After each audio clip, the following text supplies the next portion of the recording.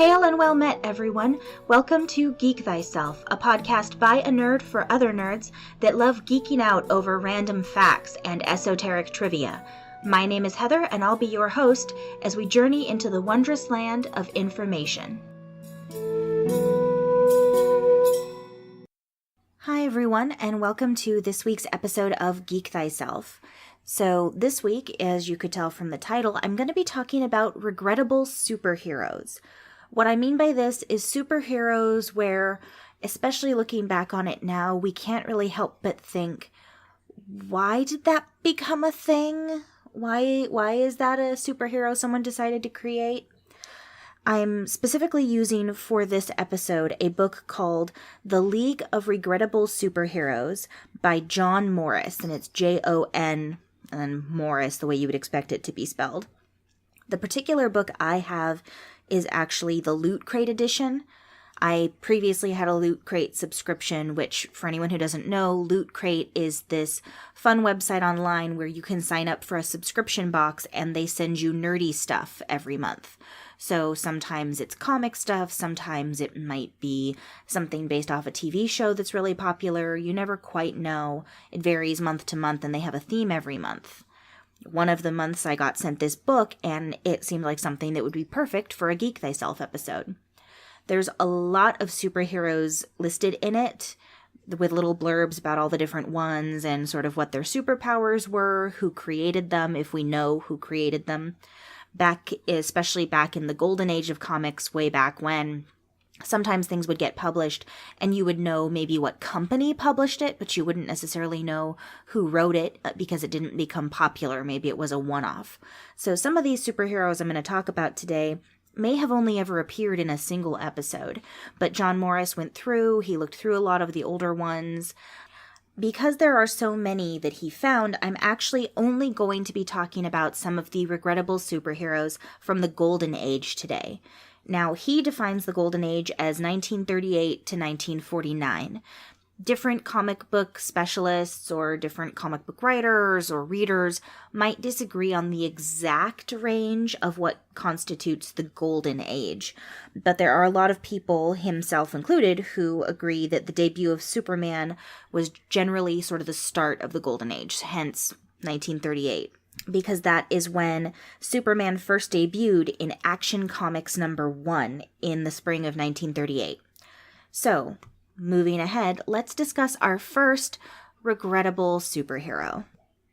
So in his book, he covers the three main ages of comic books. The Golden Age, which is the one I'm going to talk about today, the Silver Age, and then, of course, the Modern Age. Now, especially back in the Golden Age, they were trying a lot of different and strange superheroes. So in particular, there's a lot from back then where you and I, looking back on it now, can't help but think, why did someone decide that was a good idea for a superhero? I mean, some of them are really weird. And some of them aren't necessarily weird, but just sort of the concept is a little wonky or strange, or, depending on your perspective, you may even think it was a dumb idea, but that's sort of something that you have to decide for yourself. Because no two people have exactly the same perspective. So, moving straight into our first regrettable superhero. The first one I want to talk about is called The Bouncer. That was his name, The Bouncer.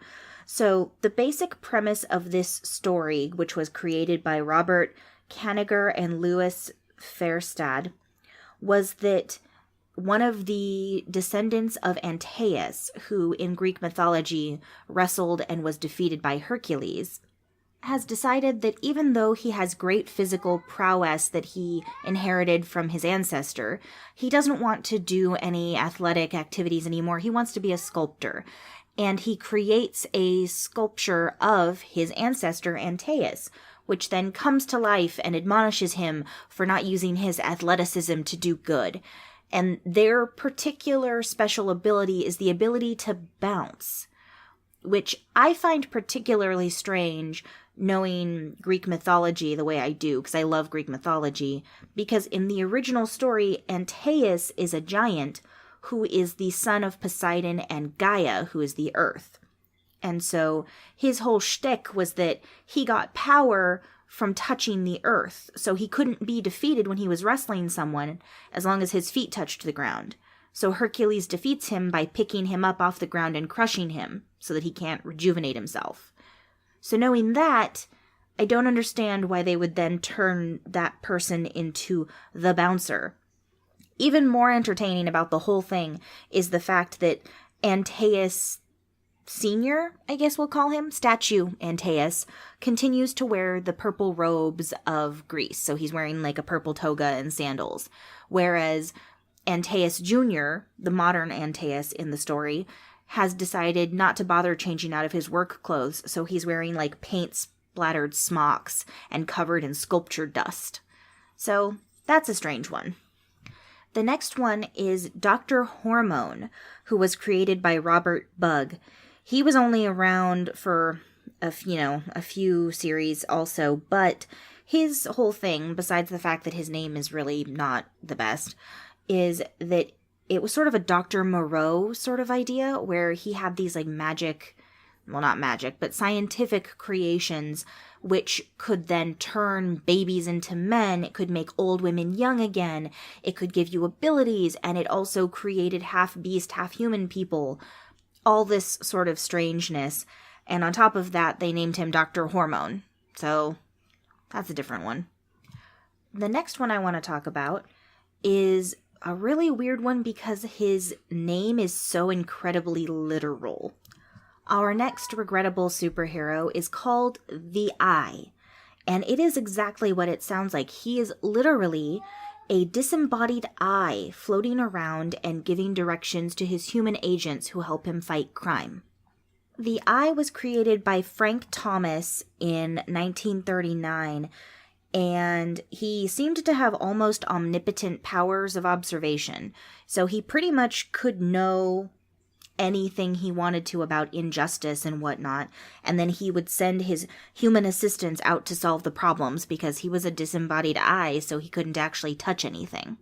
So, I mean, it's an interesting concept. I have to admit, I don't think I would have ever read it, but I imagine there are people out there who might have found it interesting.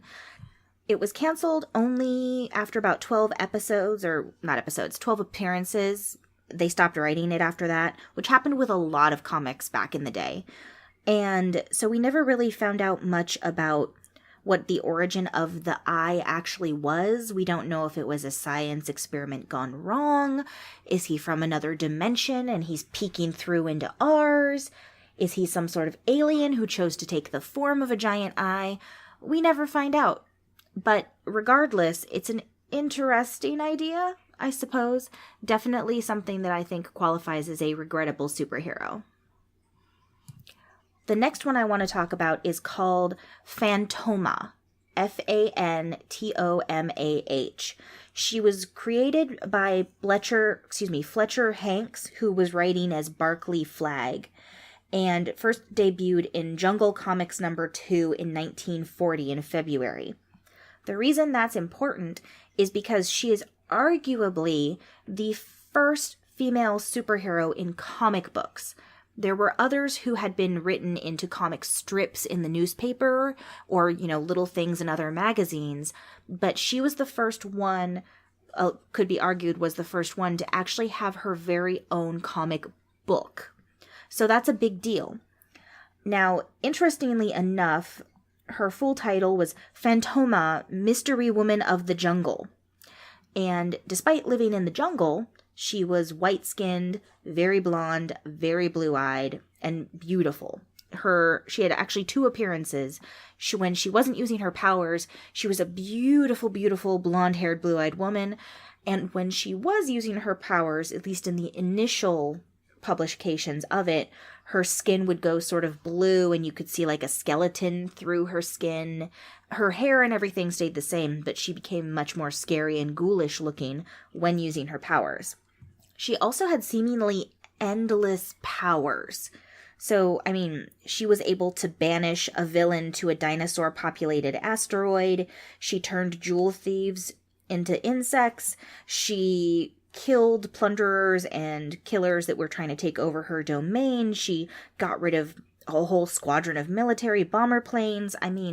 her powers were practically endless, and apparently the creator, Fletcher Hanks, was actually known for doing that. One of his other big creations was Stardust the Super Wizard, who also was essentially all-powerful just like Phantoma, and his sort of over-the-top style was one of his trademarks. So he was known for doing that. At one point during the publication's history, he actually left the project, and the writers who continued on with it did tone down her abilities a little bit. She still had a lot of power, but they made her a little less crazy power levels, so she wasn't like a goddess anymore. She was more of a normal superhero level. The next one I want to talk about is Invisible Scarlet O'Neil. Now, she is also arguably one of the first superhero females in comics. However, she missed out on technically falling into that title because her first publication was in a comic strip and not a comic book, which, as I mentioned earlier, is one of the reasons why Phantoma is recognized by quite a few people as the first female superhero to have her own comic book. As the name of the comic suggests, Scarlet O'Neil was able to turn herself invisible. She was a perfect example of a superhero who got their powers because of some sort of genius in the family. In this case, her father, during experimentation in the home lab, let his daughter in there for some reason, and she managed to put a finger into one of the ray beams, and now whenever she pushes a specific spot on her wrist, it makes her turn invisible. So she could basically turn herself invisible at will. Her creator was a man named Russell Stamm, and he actually had also worked on the very popular Dick Tracy comic book series. So he went into it with sort of a, guns blazing type of attitude, but he wanted to tone it down and make it so that more people would be interested and that parents wouldn't be as against it. So Scarlet O'Neil solved a lot more of her crime through her wits and without hurting people, and she also used her innate kindness. So her invisibility helped her sneak around and things like that, or get in info that she needed, but she didn't actually hurt people very much.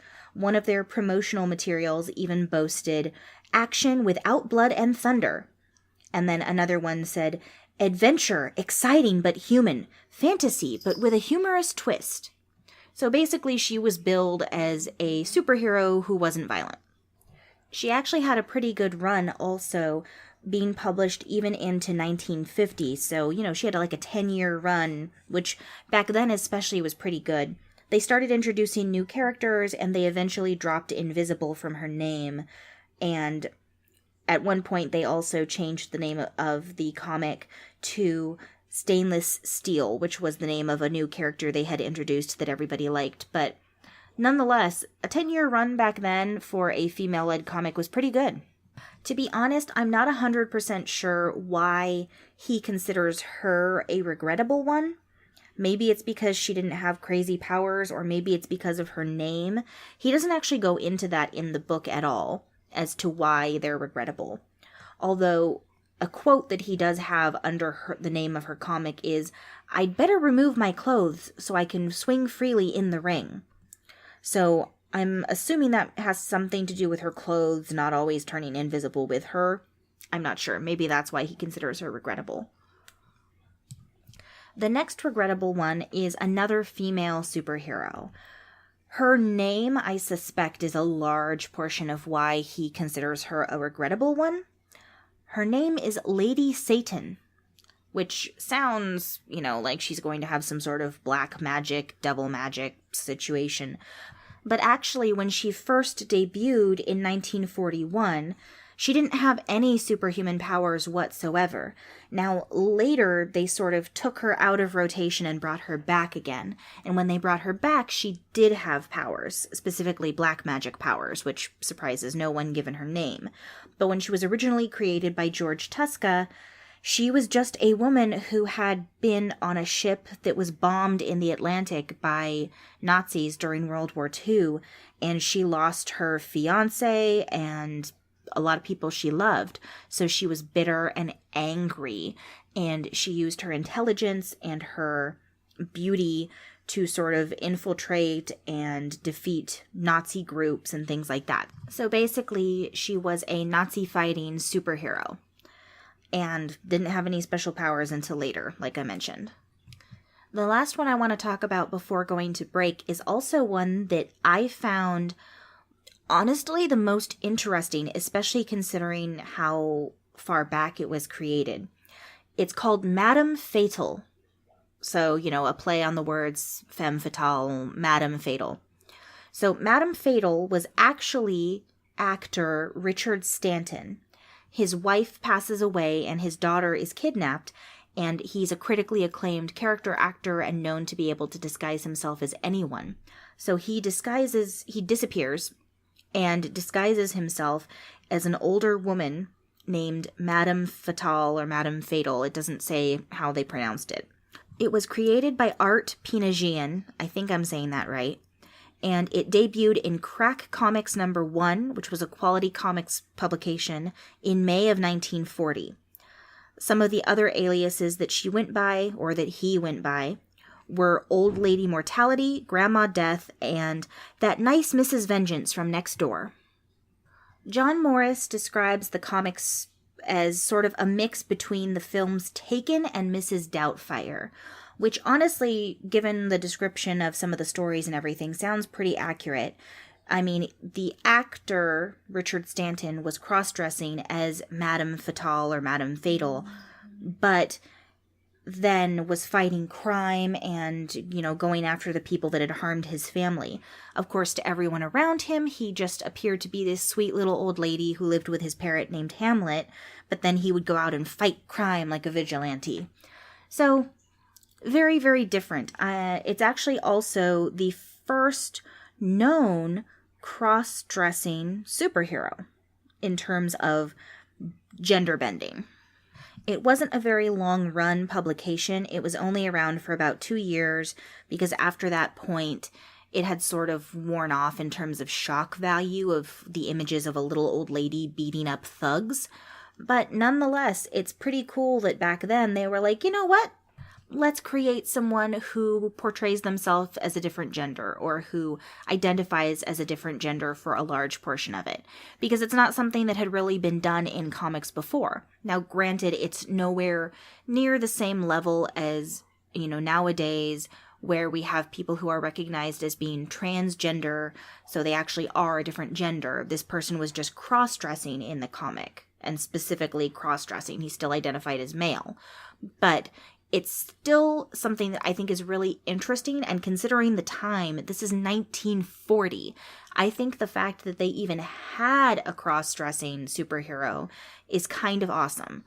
Now, obviously, it's made very clear from the comic that he is an actor portraying a character, and he's not actually transgender. He doesn't consider himself a woman. But nonetheless, the fact that in 1940 they even created this character, considering how taboo a subject dressing up as a man or woman would have been at the time if you were the opposite gender, is something that I find very interesting. And I think it's cool that the comic lasted for 2 whole years, because back then, I very easily could see how people could have become offended by it, and it could have ended much sooner. And honestly, kind of like the Invisible Scarlet O'Neil, I kind of have to disagree with John Morris on the fact that Madame Fatal was a regrettable superhero. Now, obviously, might have been portrayed very campy. I haven't actually read all the comics, because they would probably be nearly impossible to find. I didn't actually check, but I don't imagine it'd be easy. But nonetheless, the fact that they created a cross-dressing superhero, I think, is very cool. So I don't personally think it should be regrettable. I assume/hope that the reason John Morris included her is because the name Madame Fatale is not amazing, but also because the origin story is a little weak. The whole, male actor decides to dress up as a woman because he lost his wife and daughter. Like, that's sad, but I don't know, the idea of, like he said, the idea of mixing Taken with Mrs. Doubtfire, my brain just explodes a little. So I could see where that could be regrettable. Like, it wasn't necessarily the best combination. But the idea as a whole of having a superhero who does that, I don't think is regrettable. With that, we're going to go into our mid-episode break. It's a little bit late this time, but that's okay. And I will be back in just a few minutes to tell you more about some regrettable superheroes of the golden age of comics.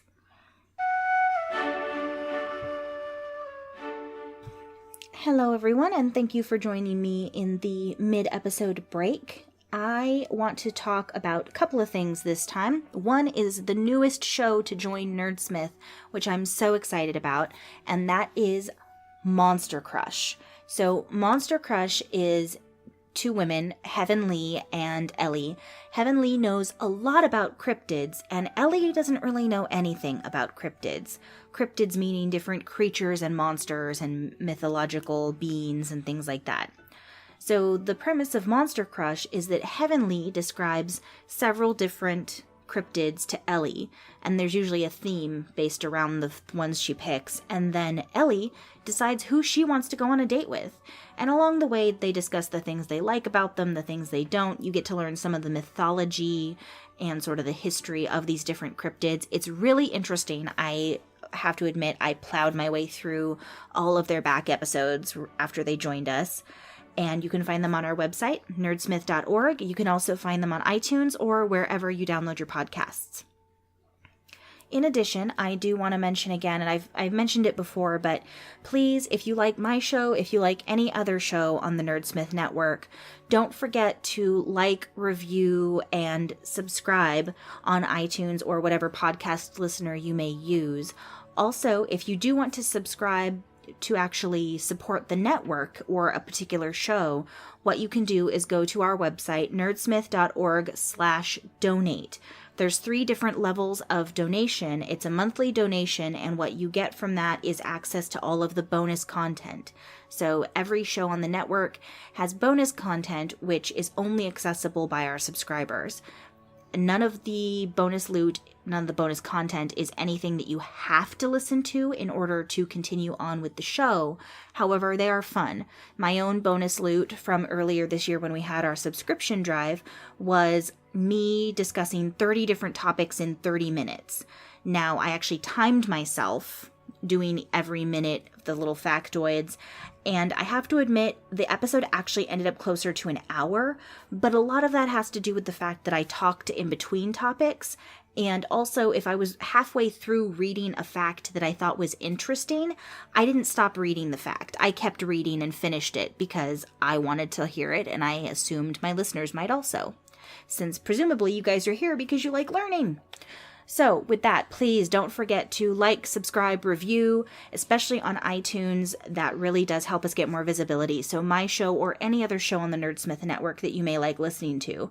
And with that, with our last few minutes, we're going to get back into regrettable superheroes of the Golden Age. Okay, so this next regrettable superhero, I actually understand why it's regrettable because the storyline is kind of gruesome, but also the name is questionable because it brings to mind happy nursery rhymes. This particular regrettable superhero is called Mother Hubbard, which exactly what you would think. Mother Hubbard, though, instead of, like the nursery rhyme, going to her cupboard and finding it bare, goes to her cupboard and opens it to find a treasure trove of different witchy ingredients.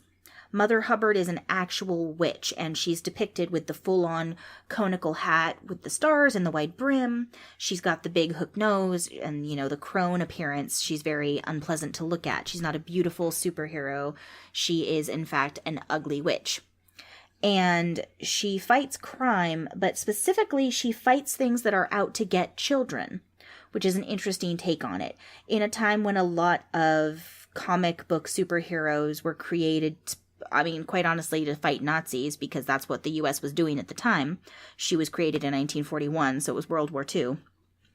Back then, a lot of superheroes were fighting the Nazis and the evil forces based off the war. She was fighting things like gnomes that wanted to steal children's eyes, or creatures that wanted to take human children and use their souls to power dolls that would do their work for them so that the lazy creatures didn't have to work. things like that. So she fought those. And there's a lot of rhyme also, the little quote-unquote witchy spells she would say, such as, talking about the ones that wanted to hurt children by taking their eyes. Loosen eyes from out of head, no more children, you'll be fed. Things like that. Little cute rhymes. They don't know who actually created her.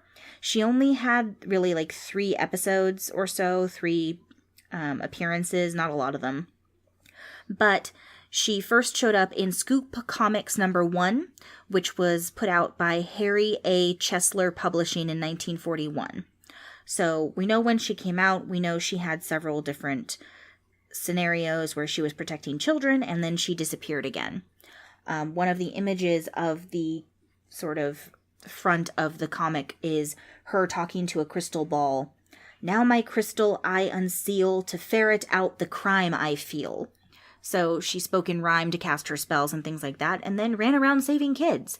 Honestly, kind of a strange one, and definitely weird, but this one I would have read, because it's got witches, it's got magic, it's got them saving kids. I totally would have read this comic if it existed when I was a kid. Okay, so our next regrettable superhero is Rainbow Boy. Yes, you heard me correctly, Rainbow Boy, who had a catchline, "Time for Rainbow Boy to see what's cookin'." I can kind of see where this one would be regrettable. It's definitely an interesting premise. He is a boy, as the name suggests, who discovered that he could supercharge himself with light energy while performing experiments at home. They don't go into what kind of experiments, but just something he was doing at home. He learned he could supercharge himself. So it allows him to fly at at the speed of light, while a sort of a rainbow trails behind him. And he can also use the Roy G. Biv effect at will and create barriers and shields and bridges out of basically rainbows. So it's kind of an interesting idea. His costume was basically this plain white costume, and then across his chest he had a rainbow, and he had rainbow wristbands and a rainbow crest on top of a red helmet. It's really interesting looking. He was first published in Regular Fella's Heroic Comics #14, which was put out by Eastern Color Printing in September of 1942. And no one knows who created him, but he only had a few appearances. He had about 9 appearances and did do some work with a few other superheroes, but basically he was just a rainbow-powered teenager running around fighting crime, which is interesting. It does say that in his private life, Rainbow Boy was Jay Watson, a boy genius who appears on the Wizard Kid radio program. So he was on some sort of program for geniuses, like a radio show situation. It's definitely an interesting premise. This one I don't think I would have read. Mother Hubbard, 100% would have read that as a kid. Rainbow Boy, not so much. Maybe not so much. The last regrettable superhero that I want to talk about could arguably be considered a precursor to Spider-Man. She came out about 20 years before he did, so it is possible that someone who had read her comics then sort of had some ideas that led to the Spider-Man you and I know today. She was called Spider Queen, and in this particular one, her husband was some sort of genius who created a lot of things, and after she discovers that he was killed by enemy agents of a foreign government, she goes through his notes and she finds some notes about a spider web fluid. She ends up creating it and discovers that it's a thin and durable adhesive that sticks really strongly like glue. So basically it's like Spider-Man's shooting webs. And she designs herself some bracelets that can shoot the web so she can go swinging around and fight crime. So instead of being bitten by a radioactive spider, she found a recipe that her chemist husband created, made herself wristbands, and took to crime fighting with no other superhuman abilities except that she now had string that she could swing around on. So definitely feels like a precursor to Spider-Man. I can't say for certain that the Spider-Man creators saw her as children and were like, ooh, I want to do that. But it wouldn't surprise me if maybe one of them had read one of her comics and got the idea for the swinging web for Spider-Man from that. Now, obviously, there's a ton of differences in the origin story, so they're not exactly the same. But I do think it's interesting that she existed so much before he did. She was created by Else Lissau, who is believed to have been a pen name for two men, Luis and Arturo Casanueve. I'm probably butchering that, so I'm so sorry. She debuted in The Eagle #2, which was published by Fox Features in September of 1941. One note that John Morris does have in his book, which I found kind of funny, is that there's an ironic twist, which is that she still gets squicked out by spiders. So even though she calls herself Spider Queen and is swinging around on web, she doesn't actually like spiders, really doesn't like them, which I think is kind of a funny little twist. One thing that I found kind of funny about the comic, and that I think, at least for me personally, is one of the reasons why she would qualify as a regrettable superhero, is that, I mean, first of all, there were only 3 publications. She was only appeared like 3 times, so she definitely didn't have a very long run. But on top of that, there's the fact that there's another character in her stories who is a detective, Mike Obell, and he, you know, obviously he's a detective, he's fighting crime legally, she's illegally fighting it as vigilante, that's a thing. But they flirt with each other when she's in her normal persona of Shannon Kane, research assistant, and not Spider Queen. And there's a bunch of quotes on the page talking about how Kane makes comments about, yeah, you know, she's not a bad little doll, and I like that cute fluffy type, things like that, which, of course, he has no idea she's the Spider Queen, so in actuality, she is not the cute fluffy type. She's going to go fight crime and beat up the bad guys. But he doesn't know that. He's just assuming she's a pretty face. So, for me personally, that type of chauvinism and misogyny is not something I'm a huge fan of, which would make it a regrettable comic for me. Her, though, finding some information from her, you know, murdered husband and creating herself these brilliant bracelets that could shoot the fluid and then fighting crime, I personally think that's pretty cool. Honestly, the majority of the regrettable superheroes that I went over today, I actually don't think are all that regrettable in terms of their creation. I definitely could see where other people may not find them as entertaining, or, you know, some of them are really strange. I mean, the disembodied eye, that would definitely not be my thing. But a lot of the female superheroes in particular, I found interesting. Now, that's only the Golden Age ones. He also, in the book, goes through the Silver Age and the Modern Age and discusses more, and you can find the publication, The League of Regrettable Superheroes by John Morris, and it's Jon Morris, on Amazon. He also has a few others, including, you know, Regrettable Villains and things like that. Regrettable Sidekicks is another one he has on there. So you can find them there if you're interested in picking them up and looking at them. I definitely think it's interesting. There's a few superheroes in here that I feel like I might even go see if I can try to find them, just because even if all I can find is pictures online and read some of the bits and pieces, I think it would just be interesting to see. Such as Mother Hubbard, for example. I actually really think that one would have been interesting to read as a kid. So with that, I'm going to close off this week's episode. Like always, if you have any questions that you would like answered or any topics that you would like covered, you can find me on Twitter at amethyst_magic, and that's magic with a CK. Or you can go to our Discord server, the Nerdsmith Discord server, and go to the Geek Thyself channel and at me requesting a specific topic. I'm more than happy to answer some questions. I've done a couple of requested topics already. You just have to let me know. And with that, I will talk to you guys next week.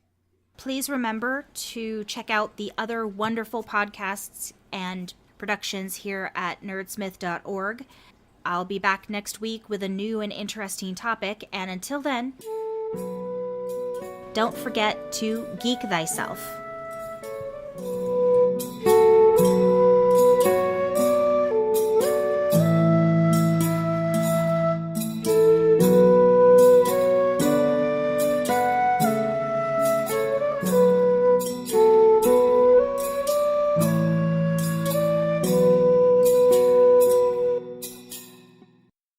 So you already love D&D, obviously, but you want to sharpen your skills as a DM or player, right? Enter Dear DM, a Dungeons & Dragons advice podcast where I sit down with your favorite dungeon masters and answer D&D questions asked by you. Natural 20 is nudist. A plucked kanku. Charisma. Dumpsack charisma. Really? Great questions from the community today. Some really fun bits to talk on and expand on. So Episodes release every other Tuesday and are available at nerdsmith.org or wherever you get your podcasts.